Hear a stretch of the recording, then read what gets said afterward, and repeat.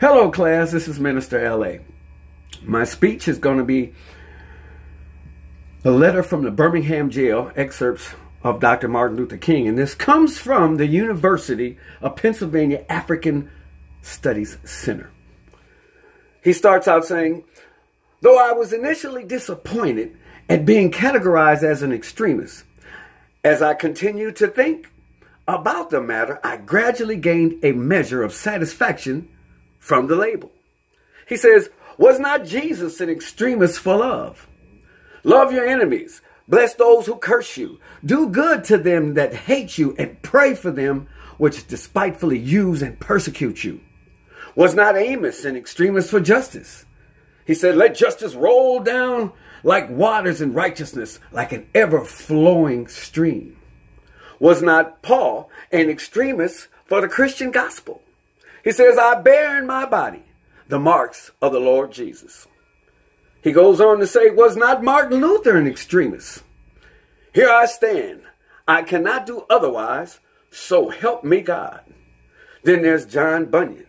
I will stay in jail until the end of my days before I make a butchery of my conscience. Then we have Abraham Lincoln. He says, this nation cannot survive half slave, half free.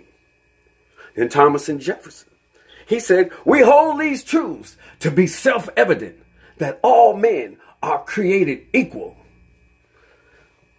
So Martin closes saying that, so this question is not whether will we be extremists, but what kind of extremists will we be? Will we be extremists for hate or for love? Will we be extremists for preservation of injustice or for the extension of justice? In the dramatic scene on Calvary's Hill, 3 men were crucified. We must never forget that all 3 were crucified for the same crime, the crime of extremism. 2 were extremists for immorality and thus fell below their environment. The other, Jesus Christ, he was an extremist for love, for truth and goodness, and thereby rose above his environment.